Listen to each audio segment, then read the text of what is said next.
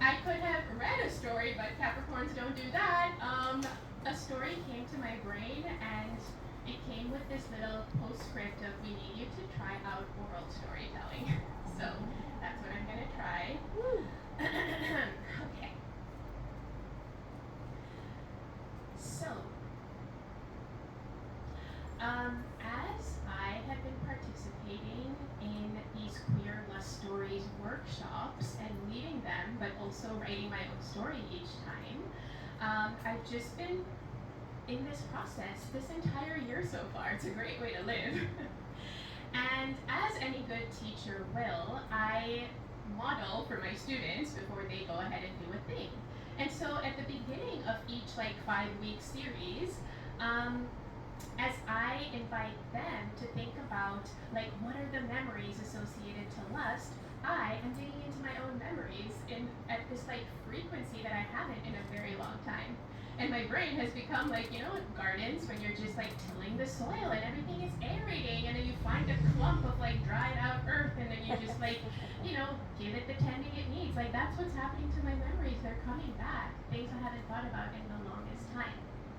And then the other thing we do in Queer Lust Stories, which I actually invite all of you to do as well, is to think about what is your definition of lust. If we put aside what religion tells you, if we put aside what systems tell you, which is all just don't, what is your definition of lust? And as I have thought about that for myself, and each time I hear other people's definitions, it's just this very expansive experience. So these two things came together, and in the last couple of weeks, this story just plopped forward, pretty much fully formed.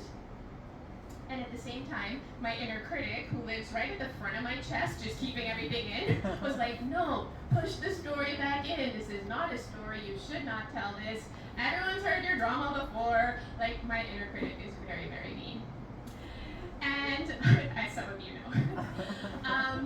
And then, as I was on the brink of I'll just read an old story, Mish over there suggested I take, my own advice, and these tools that all the storytellers have been using in the workshops, I had to use for myself, and I was like, fuck, why are these tools so good? Because then I was able to talk myself into sharing all of it.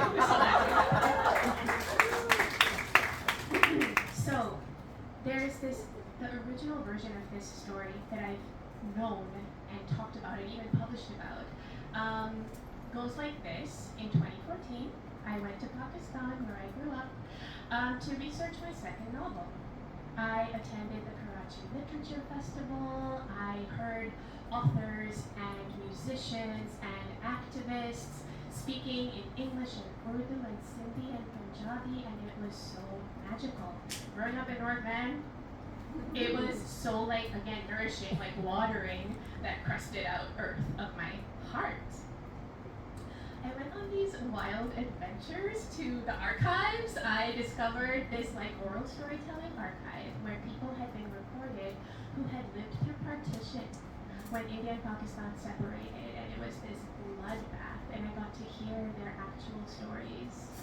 I went to these dusty, musty archives, and I held all these documents in my hands, land records, and we fixed this plumbing in this building in 1845, and it had nothing to do with my story, but I just loved it. I loved connecting with this country that I had left so early, and it had left such a hole in my heart. I had other kinds of adventures. I had bought these 2 saris online, and I was determined to design my own sari blouses, which meant I got to go to this bazaar and choose a bunch of fabric, and I got to go to that stall over there around the corner and choose the ribbon for the piping. And then I got to drive over to the Darzi, the tailor, to get it all stitched. And then I was told, oh, the Darzi is at namaz. He's praying at the mosque across the streets. And I was like, but I was here 2 hours ago and you told me the same thing. And they're like, you're in a Muslim country. We pray a lot. So, you have to deal with it. I met this professor who said, oh my gosh, are you coming to the Lahore Literature Festival? It starts in a couple of days. And I hadn't heard of it, and he told me that my all-time favorite author in the world, Vikram Seth, who I call Vicky in my heart, was going to be there. So there was this family wedding. I totally ditched on it. I mean, to be fair, I didn't know them because it's like a huge family that, lives there. And I went to Lahore and I heard Vicky, and he was as amazing as I thought he would be. And we had this little moment when I asked him to sign his favorite poem. I mean, my favorite poem of his. And he's like, "What's your name?" And I was like, "Firuze." And he's like, "Firuze, like your earrings," because I was wearing these turquoise earrings. And I was like, "Vicky, I fucking love you. Let's sit on a circle forever and talk about literature." I saw Mira Nair, who, before she became known as like Zohra Noldani's mom, she was this badass filmmaker. And it was the 25th anniversary of Salam Bombay. And so she was talking on the panel about like how hard she had to work to get that film made the way that she wanted it to be made, and fight all these like men running the studios. And I just sat there watching her in her like shalwar kameez that was like gray with tints of like emerald green. And I was like, damn, this badass brown woman who's standing up to brown men, like I need that modeling in my life. And then this first version of the story ends with, the day after the Lahore Lit Fest ended, I was at this bus terminal because I was going to go on to Islamabad to see my husband's family. Oh yeah, I was married this whole time, by the way. And so it was like 7 in the morning. I was waiting for the bus. Lahore is up in the mountains. I could see the like ridges of the mountains, the clear blue sky, the cool mountain air on my skin. And I felt so full of this literature that I had experienced, the connection to my country, which has such a bad reputation, but I've always loved it. And the fact that I was like going around like an actual Pakistani doing the things I wanted to do. And then in the next moment, I saw this very Pakistani sight where this man standing in front of me spat out this like trail of pan, which is like sort of like tobacco that they chew, and then when you're spitting it, the spit is like neon red. So as he's spitting it out, he like reaches under his kameez and he like scratches his balls, and this combination is like a very Pakistani sight, and it's not the prettiest sight. But for some reason, in that moment, it just made me burst out laughing, and I felt so alive. And in the very next moment, I realized my marriage was dead. Because in the 9 years that I had been with this man, I was very aware that he would never have come to Pakistan with me, even though he's from Pakistan. He would not have been at this bus terminal with me, and he would not have found any of the shit I'm using. So that's where that first version of the story ends. And then these last several weeks and all of this talking makes me realize this story, if it was a play, it would be taking place on the first like 10 inches of the stage. And there's all this depth to the stage and all these layers and all these other scenes that I did not remember. So I had completely forgotten, like this first section we can call like Capricorns do research before making life decisions. I had actually, like the novel that I was writing, the main character was lesbian. I wouldn't have called myself back then, but I was like, I'm not a lesbian, she's lesbian. And so that gave me the permission, we do things, that gave me the permission to like talk to people who were gay and lesbian to find out like what's it like in Pakistan. Vicky himself, Vikram Seth, was an out gay then, and the place that I saw him at, there were like 1,200 people in the audience, so some part of my brain was like, okay, like Pakistan is okay with some amount of gayness. The professor that I met, also gay, and also from my actual like teeny tiny Parsi community, and my uncle introduced him to me, so part of my brain was like, okay, maybe my family would be okay with this.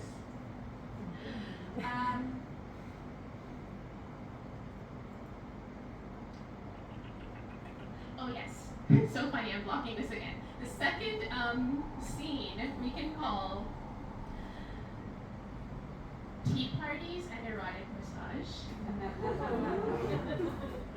I was staying, on this trip, I was staying with my aunt and uncle in the same like apartment complex that I had grown up in.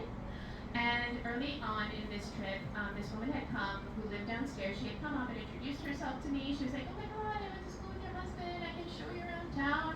And we hung out a few times. And one day, she was in our living room, and I don't know if I expressed that like my back was hurting or something, or I don't remember how it happened, but suddenly she was massaging me.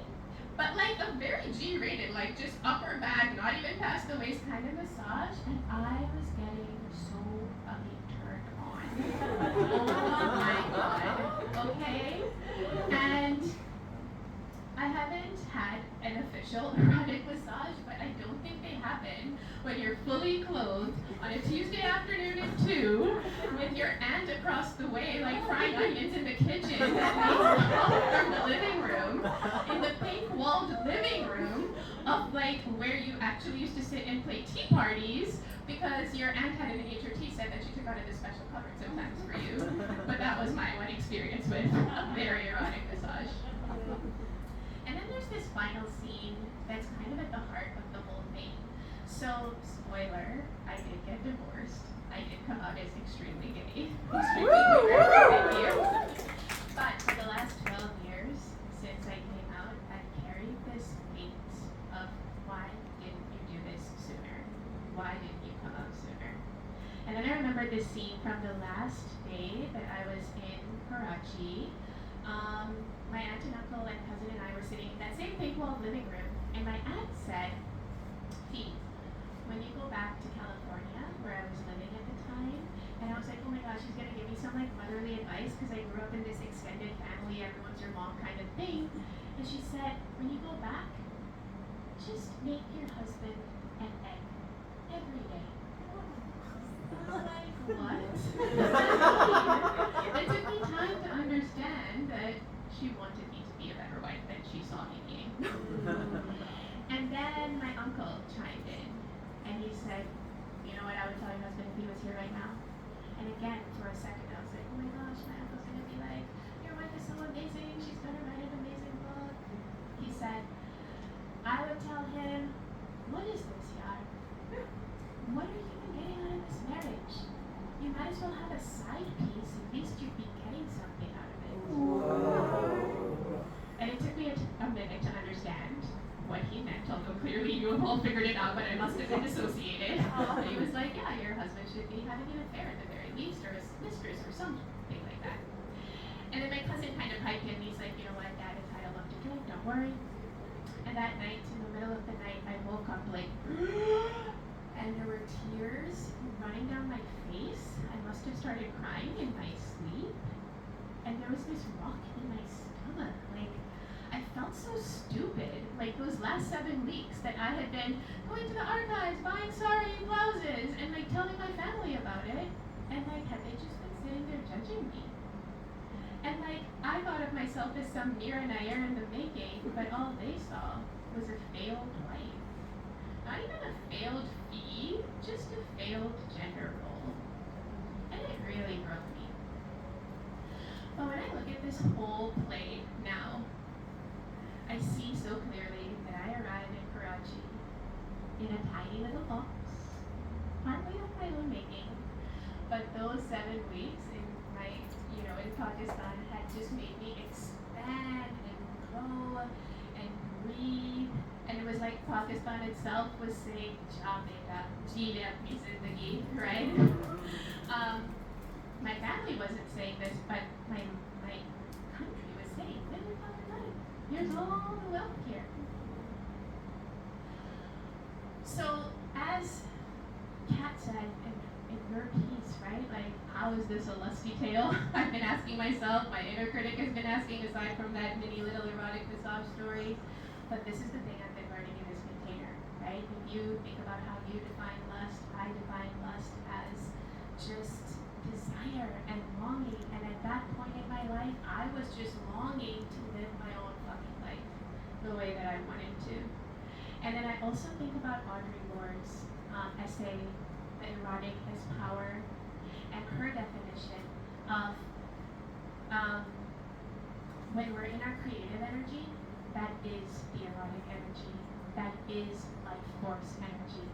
And if I use that definition to look at this play of my life, I mean, mean, this is the lustiest trip that anyone ever had in Pakistan, right? Because for me, like holding land records from 1865 is extremely titillating. And talking to that professor as he's nerding out about his subject matter is very hot. And feeling all of my mother tongues roll off my tongue, like that is lust to me. And all of that creative energy, as erotic energy, brought me back into my life force energy, my true self, the wild, weird nerd that I have always been. And how perfect then that the land of my birth was the home of my rebirth.